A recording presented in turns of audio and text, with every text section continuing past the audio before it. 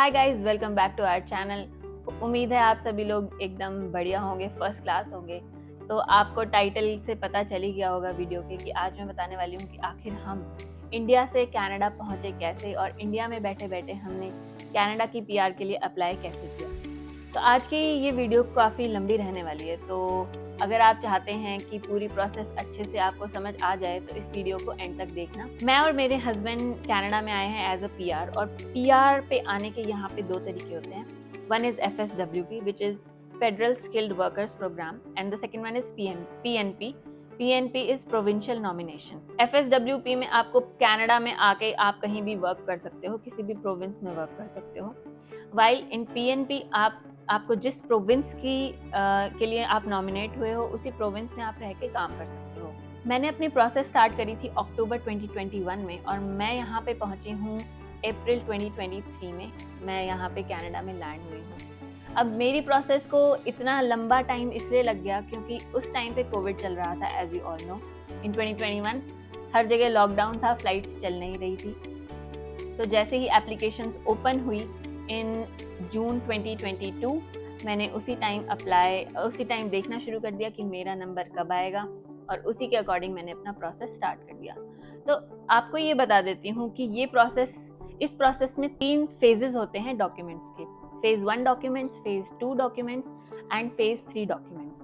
Documents को मैंने 3 phases में इसलिए डिवाइड किया है ताकि आपको ईजिली समझ में आ जाए कि किस पॉइंट पे आपको कौन से डॉक्यूमेंट्स इकट्ठे करने हैं। तो एप्लीकेशन स्टार्ट होने से पहले, सब कुछ करने से पहले आप ऑनलाइन IRCC की वेबसाइट पे जा सकते हैं, या फिर आप गूगल पे टाइप कर सकते हैं CRS स्कोर कैलकुलेटर। वहाँ पे जाके आप अपना CRS स्कोर कैलकुलेट कर सकते हैं। फेज 1 में आपको 2 डॉक्यूमेंट्स चाहिए होते हैं। पहला है ट्रांसक्रिप्ट और दूसरा है अपना जो भी वर्क एक्सपीरियंस है उसके डॉक्यूमेंट्स। ट्रांसक्रिप्ट का मतलब है ये ट्रांसक्रिप्ट आपके जहाँ पे भी आपने फॉर एग्जांपल बैचलर्स की है, मास्टर्स की है या फिर PhD की है, एज इन माय केस, तो आपको अपनी यूनिवर्सिटी में जाना है, उनको बोलना है कि हमें ट्रांसक्रिप्ट चाहिए, और वो डायरेक्टली एक WES सेंटर होता है कनाडा में जो कि आपकी एजुकेशनल इवैल्यूएशन करता है। तो डायरेक्टली आपकी यूनिवर्सिटी से वो डॉक्यूमेंट्स, दैट मीन्स ट्रांसक्रिप्ट, जाते हैं WES के सेंटर में, और वहाँ से वेरिफिकेशन आती है और आपके पास ऑनलाइन कंफर्मेशन आती है that yes your documents have been verified. दूसरी चीज़ है वर्क एक्सपीरियंस के डॉक्यूमेंट्स। वर्क एक्सपीरियंस के डॉक्यूमेंट्स में सबसे पहली चीज़ आती है आपका ऑफर लेटर, दूसरा है आपका रिलीविंग लेटर, पे स्लिप्स जो आपकी क्वार्टरली सबमिट होती हैं, एंड ITR पिछले 3 ईयर्स की आपको सबमिट करनी है। इवैल्यूएशन WES से हमने करवाया है बिकॉज मैं एलिजिबल थी उसके लिए, एंड मैं हम इसलिए बोल रही हूँ क्योंकि मेरे हस्बैंड की और मेरी एप्लीकेशन एक साथ लगी थी। तो WES से मैंने और मेरे हस्बैंड ने अपना इवैल्यूएशन करवाया है ट्रांसक्रिप्ट्स का। इसके अलावा 2-3 और बॉडीज़ हैं कनाडा में जो कि आपके डॉक्यूमेंट्स की इवैल्यूएशन करती हैं। वो डिपेंड करता है आपकी डिग्री पे कि आपने कौन सी डिग्री की हुई है, उसके अकॉर्डिंग इवैल्यूएटिंग बॉडी डिसाइड होती है, जो कि IRCC ही करता है डिसाइड, और आपकी ट्रांसक्रिप्ट्स वेरीफाई होके वहाँ से आ जाती है। जो आपकी डिग्री की इवैल्यूएशन होती है, चाहे वो WES से हो या फिर किसी और बॉडी से हो, उसकी एक पर्टिकुलर फीस होती है जो कि आपको इवैल्यूएशन करवाने से पहले पे करनी होती है। In my case it was Canadian $250, and ये हर एक एजुकेशनल क्वालिफिकेशन के अकॉर्डिंग वेरी करती है। अब आते हैं फेज 2 डॉक्यूमेंट्स।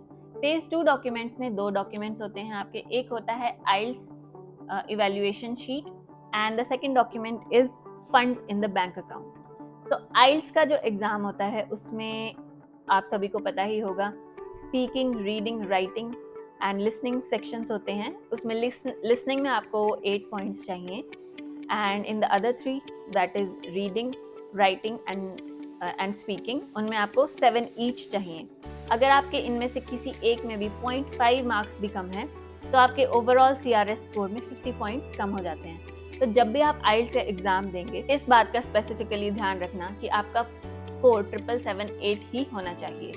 इसकी भी फीस होती है जो कि आपको IDP IELTS की वेबसाइट पे जाके, जिसका लिंक भी मैंने डिस्क्रिप्शन में दिया हुआ है, उस वेबसाइट पे जाके आपको इसकी फीस और इसका एग्ज़ाम स्ट्रक्चर पता चल जाएगा। This exam happens in every 15 days, तो आप उसके अकॉर्डिंग प्रिपरेशन कर सकते हैं और अपनी एग्ज़ाम की डेट्स बुक करवा सकते हैं।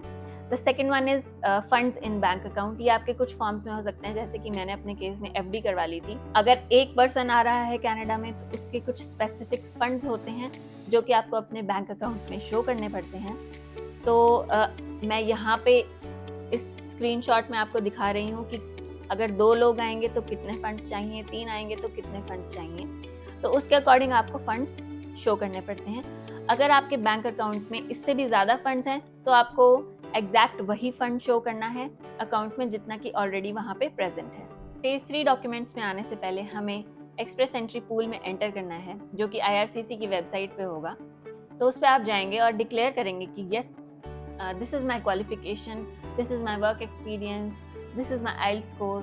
तो ये सब आप उस पर अपलोड कर देंगे और उसके बाद CRS स्कोर हर 15 डेज में रिलीज़ करती है IRCC।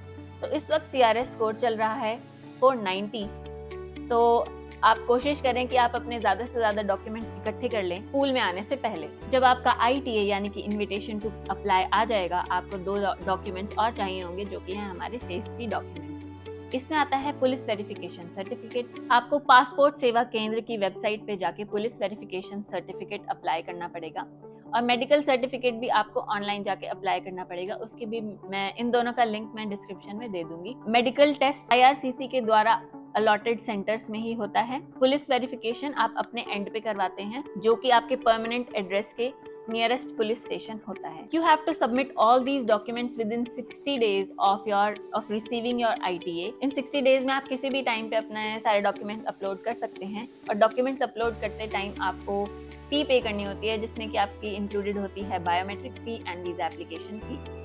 तो जब आपका ITA अपलोड हो गया उसके विद इन 2 वीक्स आपका बायोमेट्रिक आ जाता है। ज़रूरी नहीं है विद इन 2 वीक्स है, it can take from anywhere between 2 weeks to 2 months. तो इतने टाइम में आपका बायोमेट्रिक आ जाता है, जिसके लिए आपको ऑनलाइन अप्लाई करना है। पहले आपको एक पर्टिकुलर स्लॉट मिलेगा ऑन अ पर्टिकुलर डेट।